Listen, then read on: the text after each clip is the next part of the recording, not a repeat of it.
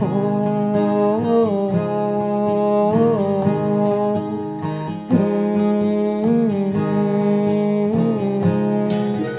वालेकुम, मैं हूं नवीद बलोच। 2021 दुबई एक्सपो में बलूचिस्तान को रिप्रेजेंट करने वाला सिंगर।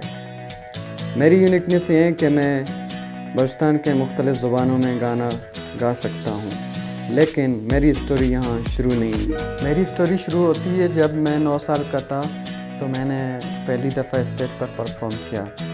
अब तक अमानत अली साहब और पाकिस्तान के मुख्तलिफ़ सिंगर्स के साथ मैं परफॉर्म कर चुका हूँ, और मेरी अचीवमेंट्स ये हैं कि मुझे best singing and compositions award CM साहब ने दिया था।